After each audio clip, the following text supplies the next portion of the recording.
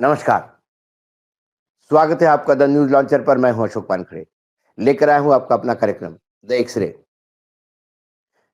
एक खबर जिसमें आरोप लगाया है कांग्रेस के राष्ट्रीय अध्यक्ष खरगे साहब ने, जो राज्यसभा में विपक्ष के नेता भी हैं। उन्होंने कहा कि राज्यसभा में पूरी धरती की समस्या पे बात हो सकती है, बस एक को छोड़ के। और इसको लेकर उन्होंने एक पत्र उपसभापति को लिखा और इस पत्र के चलते कहीं न कहीं उपसभापति अब परेशानी में फँसते हुए नज़र आ रहे हैं। सबसे पहले जब ये खबर आई तो मैंने सोचा कि ये जो पत्र है मल्लिकार्जुन खरगे जी का, इसको ज़रा पढ़ा जाए। पत्र अंग्रेजी में है, 6 अगस्त 2025 को लिखा हुआ पत्र है। Honourable deputy chairman Harivansh ji को लिखा पत्र है, क्योंकि चेयरमैन साहब वर्तमान में है नहीं, इस्तीफा हो गया है उपराष्ट्रपति जी का। On 21st July 2023, the then chairman of Rajya Sabha had given a ruling that this house is entitled to discuss everything under the planet with one restriction. He had added that this one restriction relates to the conduct of any judge of Supreme Court or High Court in discharge of his duties, except upon motion for presenting an address to the President praying for the removal of the judge. Further, the chairman ruled that the, the concept of sub judice is totally misconceived. जुलाई 21, 2023 को तत्कालीन पीठासीन अधिकारी राज्यसभा के जो थे, उन्होंने एक ruling दिया था। उसमें उन्होंने कहा था कि राज्यसभा के अंदर इस पृथ्वी पर उपजे तमाम बातों का या प्रश्नों का यहाँ पर चर्चा हो सकती है। बस एक उसमें बात है जिसमें चर्चा नहीं हो सकती, वो है कि सर्वोच्च न्यायालय और उच्च न्यायालय के न्यायाधीशों के कंडक्ट पर यहाँ कोई बात नहीं होगी। हाँ, ये बात अलग है, यदि उनके ऊपर महाभियोग चलाया जाता है, तो उस पर ज़रूर बात होगी। आगे उन्होंने कहा, ये जो सब जुडिस मामला है, ये मामला कोर्ट में चल रहा है या उसके वजह से इस पे चर्चा नहीं होती, ये भी एक गलत धारणा है। You will undoubtedly appreciate that the chair is continuing entity. You yourself have quoted ruling party given by the chair over the past many years in support of some of your decisions. It is clear from the ruling of the chair that the Rajya Sabha is entitled to discuss the issue of revision of electoral roll, which is fundamental important of our democracy. यानी दूसरे point में यदि बात कहूँ, तो उन्होंने कहा कि आपने कई बार कहा है कि चेयर जो है ये कंटिन्यू रहती है। ऊपर के अधिकारी जाए, कोई इस्तीफा दे या कोई दूसरा आदमी इस पद पे आए, लेकिन इस चेयर की, राज्यसभा के सभापति के चेयर की कंटिन्यूटी बनाई रखते हैं। आपने इसके पहले कई बार कहा कि कई चीज़ें या सभी चीज़ें यहाँ पर डिस्कस हो सकती है और मेरा मानना है कि एसआईआर का मामला जो है, वो बहुत महत्वपूर्ण है, क्योंकि वो हमारे लोकतंत्र के लिए एक हिस्सा है, लोकतंत्र का एक हिस्सा है। तीसरा पॉइंट कहता है that the special intensive review of the electoral roll is being undertaken by the Election Commission of India, first in Bihar and to be taken up in West Bengal, Assam and other states. Opposition MPs have been repeatedly asking for an urgent discussion in the House right from the day of the current session. ये session की शुरुआत से ही विरोधी पार्टियों के तमाम सांसदों ने लगातार चुनाव आयोग द्वारा जो बिहार में एसआईआर की ड्राइव चली जा रही, उसको लेकर जो बाद में असम, बांग्लादेश और बाकी राज्यों में होने वाली है, इस पे बातचीत या इस पे चर्चा होने के लिए लगातार विपक्ष के नेता दबाव ला रहे हैं। I therefore, on my own behalf and behalf of the opposition parties in Rajya Sabha, I am writing to request you to immediately allow a discussion on the issue that is paramount concern of crores of voters, especially those belong to the weaker section of the society. इसीलिए मैं आपको हाथ जोड़ के विनती करता हूँ, मैं अपने तरफ से, तमाम विरोधी पार्टियों की तरफ से आपको लगातार गुहार लगा रहा हूँ कि इस पे तुरंत चर्चा की अनुमति दी जाए, क्योंकि ये उन तमाम मतदाता जो पिछड़े, वंचित है, उनको लेकर चिंता का विषय है।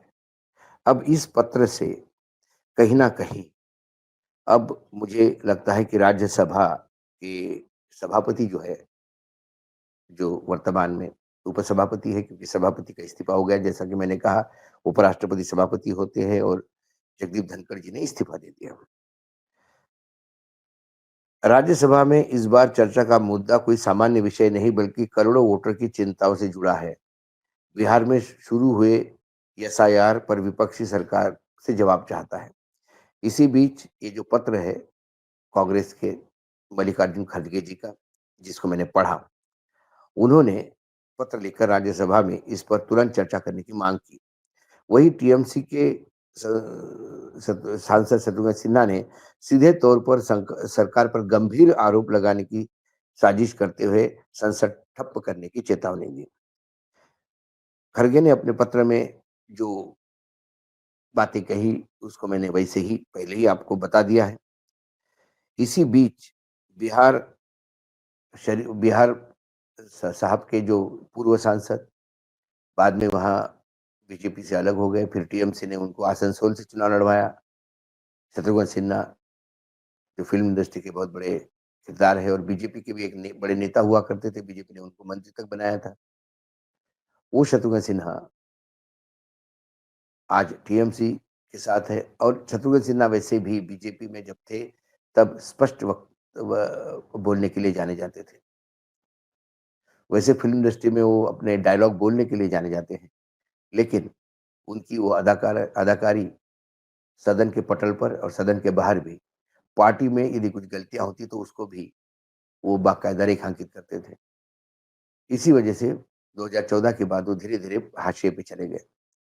उन्होंने भी यही कहा कि भले ही वो आसनसोल से सांसद हैं, लेकिन बिहारी बाबू होने का उनको गर्व है और इसीलिए उन्होंने कहा कि मैं आपको चेतावनी देता हूँ, यदि इस पे ठीक से चर्चा नहीं हुई और बिहार के करोड़ों मतदाताओं को आपने वंचित रखा, तो फिर इतना ध्यान रखिएगा कि हम सदन चलने नहीं देंगे। वैसे भी सदन की स्थिति जब से सदन में सेशन शुरू हुआ तब से लगातार रोज राज्यसभा और लोकसभा हंगामा की भेंट चढ़ रहा है। टीएमसी सांसद शत्रुघ्न सिन्हा ने केंद्र पर सीधा आरोप लगाते हुए कहा कि एसआईआर सरकार की सोची समझी साजिश है। उन्होंने कहा कि 65 लाख वोटर लिस्ट से गायब कर दिए गए चुनाव आयोग की निष्पक्षता पर सवाल उठते हैं। सिन्हा ने दावा किया कि ममता बनर्जी और तेजस्वी यादव जैसे नेताओं की लोकप्रियता से डरकर एसआईआर का खेल रचा गया। उन्होंने स्पष्ट कहा कि जब तक सरकार जवाब देती, सांसद नहीं चलने देंगे। एसआईआर को लेकर उठे सवालों ने सांसद के मानसून सत्र को नया मोड़ दिया है। विपक्ष जहां चर्चा और जवाब मांगने पर अड़ा हुआ है, वहीं सरकार की ओर से लोकसभा में क्लियर कर दिया गया है कि इस मुद्दे पे चर्चा नहीं होगी। यदि सरकार अड़ी हुई है लोकसभा में कि हम इस पर चर्चा नहीं करेंगे, तो फिर विपक्ष भी अड़ा है कि फिर हम संसद चलने नहीं देंगे। बहुत सारे बिल पास करने हैं, एक-एक दिन महत्वपूर्ण होता है। कम से कम जब से संसद चालू हो गई तब से आज तक तो ये सारा ये सारा समय जो है वो हंगामे की भेंट चढ़ा। सरकार चर्चा क्यों नहीं करना चाहती? ये बड़ा इश्यू है। कई जगह सरकार ये कहती है कि कोर्ट में मामला चल रहा है इसलिए बात नहीं करना चाहते। लेकिन फिर खड़गे जी ने अपने पत्र में जो हरिवंश जी को लिखा उपसभापति को कि ये बहुत पुरानी रूलिंग है अपने राज्यसभा में कि सब जुडिस मामला होना एक मिसकंसेप्ट है। यदि मामला सब जुडिस भी हो तो कम से कम राज्यसभा और लोकसभा में तो उसको डिस्कस किया जा सकता है। नहीं तो कोई भी मामले चर्चा में आएँगे ही नहीं, क्योंकि जो भी इश्यू से सरकार भागना चाहती है, उसका एक केस कोई किसी कोर्ट में लगा दिया, तो आपके कहने के लिए हो जाता है कि ये तो मामला कोर्ट में पड़ा है, अब इस पे चर्चा नहीं हो सकती। सर्वोच्च न्यायालय ने भी नोटिस इश्यू किया है, 9 तारीख तक समय दिया है कि एडीआर को, जो पिटिशनर है, उनको जो मतदाता सूची से लोग हटाए गए हैं 65 लाख, उनकी सूची दी जाए, ताकि पता पड़े कि मतदाता में लोग हटाए कौन गए हैं। मतदाता जो है उनकी जो सूची बाहर आई, उसको लेके भी घमासान चल रहा है। कई जगह मतदाताओं का पता भारत का चुनाव आयोग लिखा हुआ है। कई जगह उसके पति की जगह पे हस्बैंड हस्बैंड या पिता की जगह के फादर फादर ऐसा लिखकर फॉर्म भरे हैं और वो मतदाता बन गए हैं। सवाल 65 लाख लोग मतदाता सूची से गायब होने का नहीं। सवाल ये भी है कि जो मतदाता बने हैं, क्या वो वाक़ई मतदाता है या फर्जी मतदाता है कि दूसरे राज्य के लोगों को मतदाता बनाया गया है? सर्वप्रथम ममता दीदी ने बंगाल से यूनिक आईडी नंबर कैसा डुप्लीकेट होता है, 2-2 जगह एक ही नंबर का फर्जीवाड़ा उन्होंने पकड़वाया। ज्ञानेश कुमार ने या चुनाव आयोग ने पहली बार अपनी गलती मानी, लेकिन उन्होंने कहा कि भले ही यूनिक आइडेंटिफिकेशन नंबर एक हो अलग-अलग राज्यों में, लेकिन मतदाता का पता और मतदाता अलग-अलग है, इसलिए आपको चिंता करने की ज़रूरत नहीं। इसके बाद ममता दीदी ने फिर से एक लिस्ट जारी की, जिसमें हरियाणा के कई मतदाता उसी नाम से, उसी यूनिक आइडेंटिफिकेशन नंबर से, उसी पिता के या पति के नाम से बस पता बदला है और हरियाणा की जगह पे बंगाल के किसी कॉन्स्टिट्यूएंसी का पता है। जब ये बात सामने आई, तब ज्ञानेश कुमार ने कहा कि हम इसको आधार कार्ड से जोड़ने का प्रयास करेंगे, ताकि डुप्लीकेसी रोकी जाए। लेकिन जब एसआईआर की ड्राइव शुरू हुई, तो 1921 में जिस आधार कार्ड को जोड़ने की बात हो रही थी, 1921 से बाकायदा पीपल्स रिप्रेजेंटेटिव एक्ट में अमेंडमेंट करके, अब चुनाव आयोग कहता है कि आधार कार्ड के कोई मायने नहीं रहे। आधार कार्ड ये आपकी सिर्फ पहचान है, ये आप भारतीय होने का कोई सबूत नहीं देती। कुल मिलाकर इतना कन्फ्यूजन फैला हुआ है और आम जनता में ये परसेप्शन है कि हर राज्य में चुनाव के पहले मतदाता बढ़ते हैं, एसआईआर में अब मतदाता घटना शुरू हो गए। जो आरोप बार-बार लगा रहे थे या फर्जीवाड़ा पकड़ाया जा रहा था, जहाँ हर राज्य में चुनाव के पहले 30-40 लाख वोटर इधर से उधर शिफ्ट होते थे, वो फर्जीवाड़ा पकड़े जाने की वजह से अब वोटर ऐड करने के बजाय क्या विपक्ष के मतदाताओं को घटाने का काम चल रहा है। ये आरोप विपक्ष का है। 65 लाख लोगों की जब सूची आएगी, एडीआर उसका डाटा एनालिसिस करेगा, तब कई चीज़ें सामने आएगी। कम से कम जो पहला ड्राफ्ट आया मतदाता सूची का, उसमें तो इतना फर्जीवाड़ा आ गया कि फिर ये बीएलओ, पीएलए, बीएलओ, पीएलओ ये क्या कर रहे थे?